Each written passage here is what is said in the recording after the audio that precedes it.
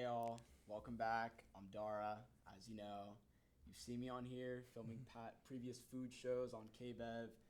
Today I'm here to spice up my show a little bit, have it a little bit different. Today I've brought in a very special guest, my good friend, Mr. Tadeo Arnold. So welcome in. He's very familiar with the sports world and the broadcasting industry, which I'm very interested in as well. He is a ex-pro soccer/slash football player and has worked with many big news corporations like Fox, CBS, NBC, Telemundo, Univision. I mean, the list goes on and on. So pretty much just brought him in here. He's my good friend. I'm here just to pretty much pick his brain and just let me know where you started from. How'd you get into this industry? Tadeo, let's get into it. Well, I appreciate all this introduction. And great friend, good guy, came through on a clutch situation. First, I want to know y'all to know how we know each other. So I'm jammed up. I did the opening game for Copa America for Fox. So I got to share what was going to happen, make the prediction, give a summary of the game, bring the excitement. As an ex-player, I played on the same pitch as Vinny, the best player in the world. Different years. He's a little younger than me, right? Sure, I'm not in my 18 years anymore. But so Copa America was sponsored by Degree, was the title sponsor. And I had to do a commercial for them, a social media commercial. And they're emailing me like, where's it? I'm like, I'm doing it. You know how when you're texting somebody, you're doing it and you're not. So I see this young, fit, cool dude working out. And I'm like, man, this is going to be a friend of mine. And I say, hey, do you mind shooting a video for me? And anyway, she shot the video. We shared it. Copa America, Degree loved it. So it's a success. And I appreciate I interrupted his workout, but for good reason. And now I have the opportunity to be here on his show. It's your time. So I just wanted people to know, great human being, and he did that out of the kindness of heart, shot it well. The video looked really clean, looked professional. Sure, thanks, amazing. Appreciate you, bro. Yeah. So, Tadeo, so let me know how you got into the sports industry as well as being able to broadcast for Fox, NBC, CBS, all those major news companies. How'd you start? Yeah, so that's a great question. So, I got to play professionally in Europe, Asia, Latin America. But when the career ends, and it does for all of us, right? When you age out, your muscles are a little sore, you're not quite as fast. I wanted to share and bring the excitement of being on the pitch, of connecting the viewer with at home, whether they're at home, whether they can afford or can be at the stadium. I wanted them to feel the fervor and excitement and be connected. So, I had this opportunity, and obviously I'm bilingual. Actually, I used to speak 5 languages, but I'm at 4 now. So I had the opportunity to work with some great top news outlets and really share my knowledge as an ex-pro and make predictions. I'll give you an example. I was at KTLA in Hollywood for the World Cup. Wow, this is going to age me like 8 years ago, right? And I made a prediction. And I don't drink, smoke, or gamble, something important that I like to share, right? And the prediction was spot on, and I explained why. So they were enamored with, like, first of all, I'm bringing the energy, I'm bringing the knowledge, and I'm explaining to the viewers what's going to happen and why.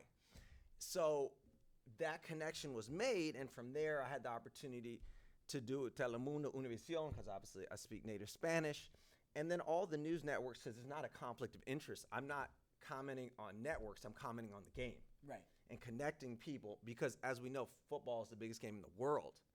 Basketball might be the biggest in the USA, but football is worldwide.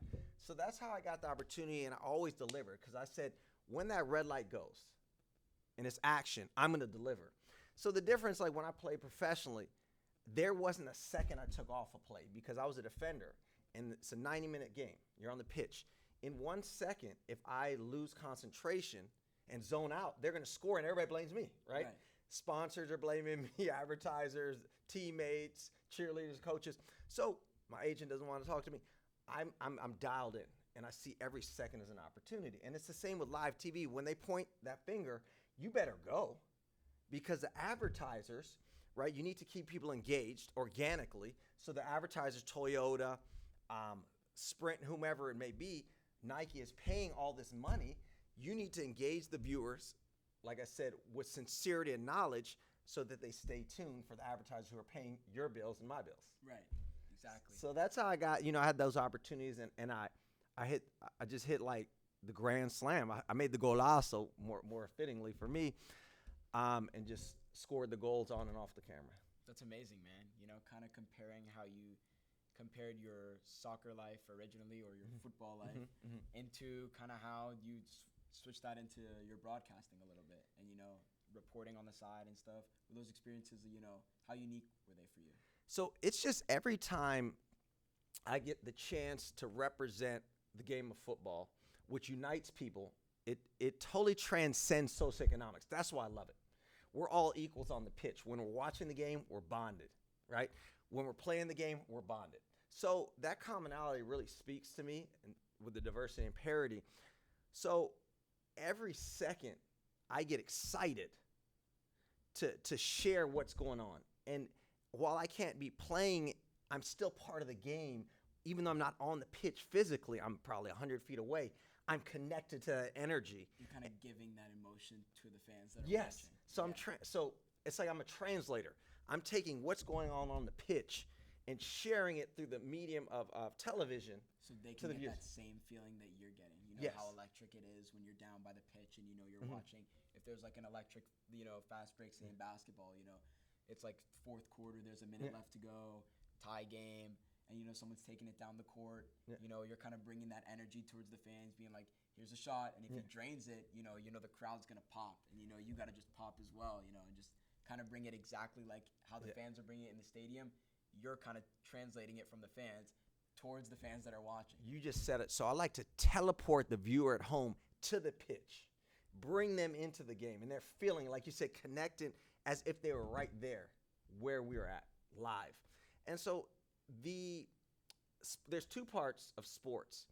It's the athletes, like myself, and the coaches, and then there's the broadcasters and the fans. So these two entities, it's like the sun and the moon. We have to work together in cohesion to bring about a successful event, right? Like if nobody's watching the game, did it even happen?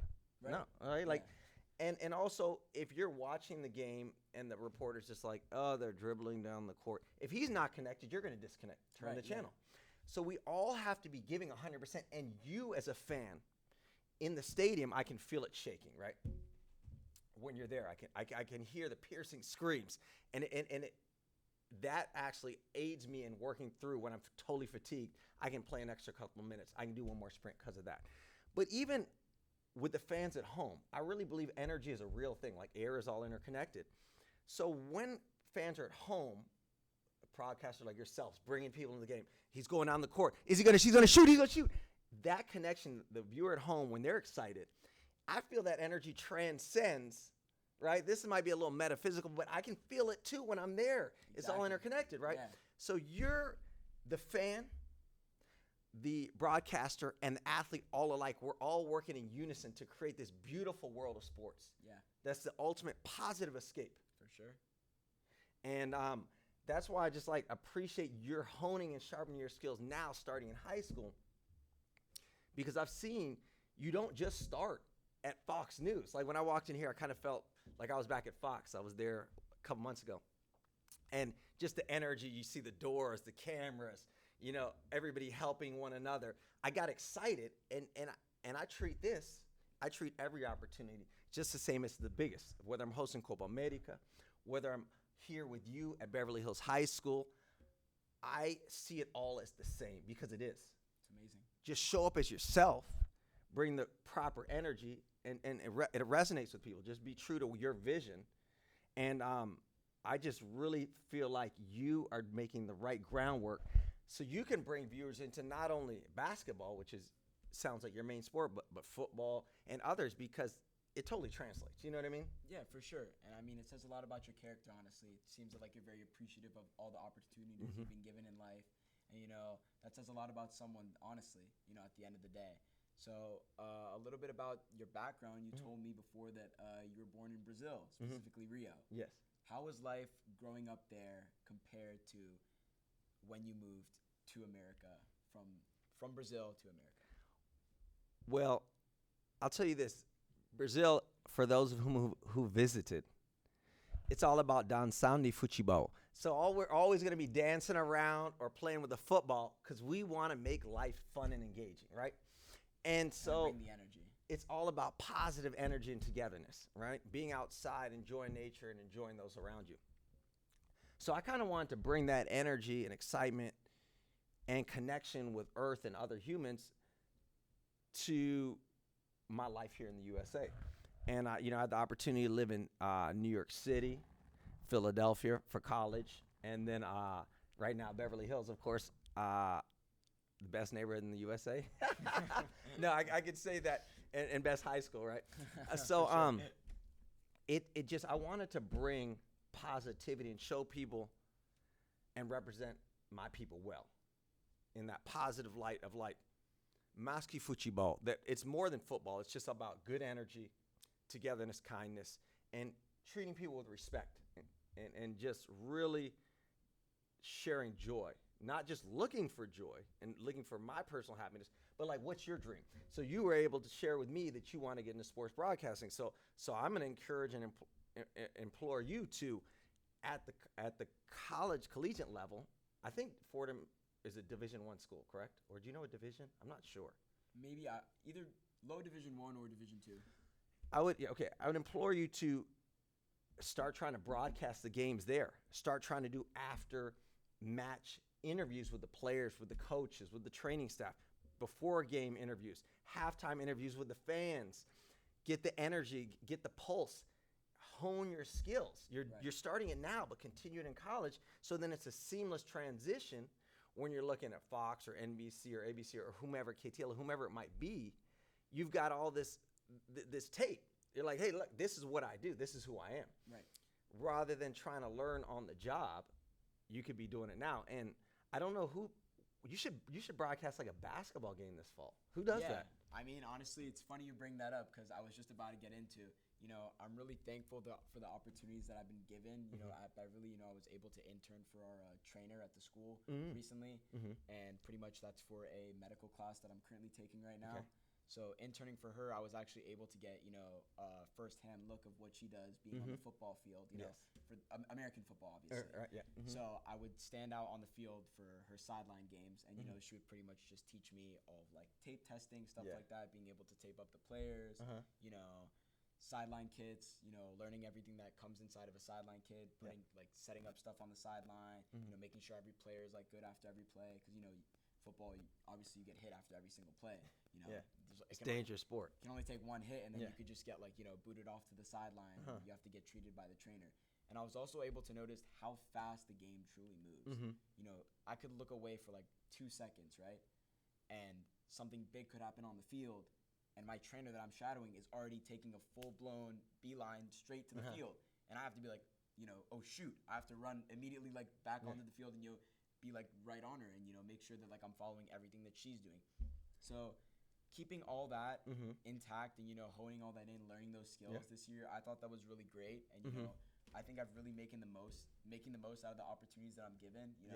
Taking this time with you today, bringing you in for an interview. It's all great, stuff like that. And honestly, being blessed by this studio we have here. Yeah. Well, I got to say, like I said, when I walked in here, it's reminiscent of a Fox, of a KTLA, of these big networks. I'm feeling that same vibe. I'm seeing the same quality of equipment, the same excitement from the staff working here. So you're really putting yourself, and I don't think most schools have these opportunities. I was in the last month at almost 100 public schools for LAUSD, working on a health program that I do involving sports, and I don't think I saw anything of this caliber. So I'm glad that you're appreciative of what you have here and actually taking advantage of it, because this footage right here could resonate with somebody in Asia, in Europe, in Latin America. For sure. Is that quality, and also you're getting comfortable. It's all about comfortability.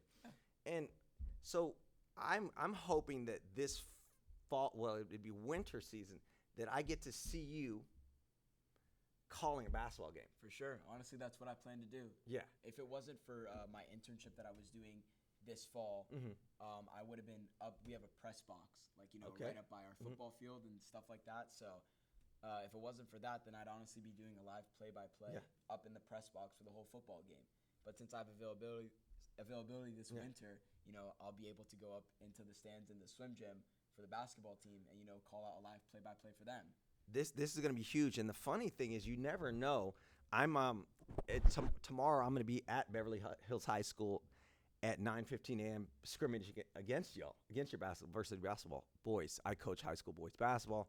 My niche, my specialty is getting kids Division I or Ivy League. So I'll be here tomorrow. But what's funny is when you're broadcasting these games in the fall or spring, you're going to potentially be playing and broadcasting for somebody who might be a collegiate star. Right. Let's say you're playing, I'm going to give you an example. I don't know, Crenshaw High School. And somebody from there ends up being a big Division I player at Duke. Yeah. And you called his first game or one of his games in its infancy of his career. So this is a really important opportunity because Southern California produces a lot of top athletes.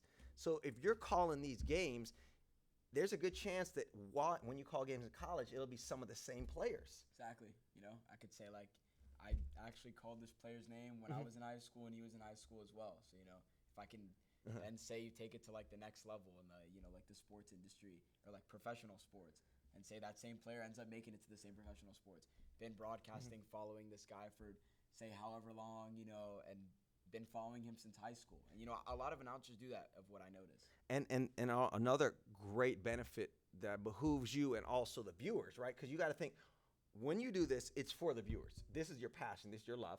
This is my passion and love. But we're doing it for those at home watching. So we're just translating what we're seeing for them. But if you form relationships now with people, like, oh, this guy is dedicated to the high school basketball as well as collegiate as well as then professional, you're going to probably be granted opportunities in interviews that are exclusive just to you because they're like, I remember he was in high school. Wow, he was scrawny. He didn't even have a beard.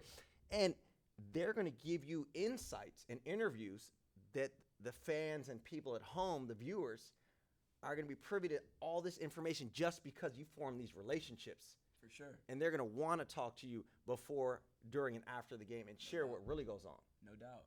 100%, man. And you mentioned previous that you visited a bunch of schools in LAUSD district, visited, I'm sure, like over 50 in general. Yes. How can you compare those experiences from going and working, say you're doing like another interview for another school, or just like going there for general, for like another scrimmage? How can you compare that to what the experience you've seen today coming into the studio here? Great. So I like to give tangible examples. So I was at, 2 weeks ago, I was at Inglewood High School, and one of the top players in the USA was there. It was a big basketball tournament, right? And you go in the school, and I have much respect for Inglewood High School. I used to train with the football team there over a decade ago, right? But the amenities here, the aesthetic beauty, and also the overall excitement. Everybody wants to be here. They see the opportunity being here. And you have access to this top equipment, the same, like I said, at Fox or a major network. So it's a polar opposite.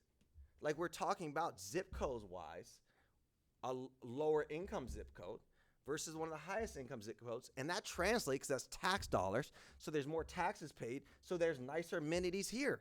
So I have a great time, and I'm going to shine at Inglewood or at Beverly Hills High School because I'm going to be myself and treat everybody equally. But this is another stratosphere. And the quality content you're producing here is exponentially better than most high schools that I saw. I was at Crenshaw, Dorsey, literally over 80 high schools. I took a video at all the high schools I was pitching. And I played at almost every high school, basketball or football, being soccer. This is the ultimate stratosphere of just like innovation and top equipment. And y'all are taking advantage of it. And I got to say something out there, right? So, I was just at Inglewood High School. I was at Crenshaw High School not too long ago playing. The people of Beverly Hills, and everybody knows I live in Beverly Hills, right? Retired here. But the people of Beverly Hills, they're great from youth to adulthood. So this is a great young man. And there's stereotypes about a lot of things. But one thing I want to dispel is that people in Beverly Hills are some of the kindest, most community, family-based individuals in the world. So I really appreciate living here and also the energy and the community that we formed. But the concept of it's a posh neighborhood, but everybody's equally kind and generous, and there's no egos, and nobody looks down or has disdain for anybody else. I just wanted to share that. Yeah, I mean, it's great. Pretty much just let me result back to a little something on how I met this guy right here. So as he said earlier, I was working out at Equinox, just doing my regular set, working out. I think I was just hitting the machine downstairs. Yeah. And I see this guy over here just hitting it, setting up ladders, getting up his whole filming equipment, setting up like I see Degree, like sponsored by a bunch of stuff over there. So I'm kind of just wondering, I'm like, what's this guy doing? I'm like a little curious, Yeah. And as I just get distracted a little bit in my set, you pop out and, just hit me with a quick tap on the shoulder. You're just like, hey, would you mind just filming this quick video for me, this quick little commercial? And then I was just like, you know what? Like, you never know who you're going to meet at the end of the day. And what I get from this is, like, you honestly never know who you're talking to, which I didn't know you didn't know me. But pretty much when I walked into that little studio that we were in at the time and started filming, and you told me it was for, like, Copa America and all that stuff, it really got me intrigued because I was really curious from that moment. I'm like, wow, I could really bring this guy in for an interview and pick his brain and see how he got introduced into all this kind of stuff. And, which is why I'm so grateful to have you here today. So filming that commercial for you for Copa America, how did that go? How did the people respond to that? Were they happy? Were they satisfied with it? I hope I filmed a good video, of course. Filmed an excellent video and offered to do a second take. But I'm a first take type of dude because I'm used to live sports as well as live TV. And we nailed it. So Copa America and Degree, the title sponsor, were extremely pleased with the content. Thank you so much for the great. And I like to make engaging, as you said, I was bringing out the football, the training ladders, the cones, the same thing I do with my Division I athletes, professional athletes, as well as my high school athletes. I want to bring that same quality to the filming. So I just treat it like a training session, and I appreciate you following my movements. It's not easy to film somebody who's moving, and I move pretty quick still. So you did a supreme, like an excellent job on that. And I just want to say, like, in our conversation right here, you make it very comfortable and engaging. And although we're great friends, I know that you could meet somebody off the street and still bring that same level of energy. And when I've had the opportunity with Univision to do pre-World Cup matches and share my thoughts, this is the same level of quality I'm feeling from you. And I have no doubt that in 5 to 10 years, you'll call me in and you'll be at a major network. And you'll be talking and invite me in as a guest and ask me how my life's doing and reminisce over my once pro career that will be over a decade ago. For sure, man. It'd be my pleasure. And quick little last question for you here. So how many family members do you have? You have about, I didn't really get into this with you. So how many family members do you have? Oh, yeah, excellent. So I have 2 sisters, Chloe and Maud, and let's focus on them. So Chloe and Maud, we have the Chloe and Maud Foundation, which is a 501c3 nonprofit. But the goal is to introduce mental and physical well-being to youth nationwide and globally. So we work with over 10,000 kids around the world, introducing dance, sports, and social emotional learning. We have this program that we're trying to integrate into all the school districts now to help kids create that balance. So my sisters, Chloe and Maud, are professional dancers, and they have garnished, starting just like you, over 100 million views on YouTube. Have a couple 100,000 followers. It's amazing. Appreciate that. And it all started with saying we're going to shoot everything in our little studio or in a park or on stage as if it were being seen by millions. And by creating quality content, because we loved it, and shooting consistently every day, now hundreds of millions of people have seen it, and we get to help 10,000 kids, or my sisters through their nonprofit, a year. And it was yesterday, my sister choreographed the Halloween special for the Talk on CBS.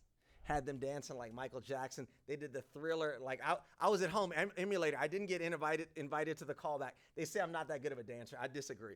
But so that is how it started, and why I'm really happy to be here is my sisters, Chloe and Maud, who matriculated, they both went to Columbia University. They created their path, not only as professional dancers, but also in media by shooting and creating content and calling upon their friends. And that's why I appreciate you being a great friend and calling upon me. They once did that, and I've seen how it's gotten them to the upper echelon of media, and I know that you're going to do the same. And I'm happy to be one of your first guests. So when you're famous, and, and with all the World Cup winners and Super Bowl winners and MVPs, you know what I mean? Invite me back, and I'm gonna give everybody a high five. Here's hoping, dog. hopefully at the end of the day, if I'm able to end up making it to that level, you know, you'll be the first person I call, no doubt. So I appreciate that, and I have no doubt you will be there. thanks, brother. Also, it also seems like along with your sisters end up kind of bringing that energy with you guys together.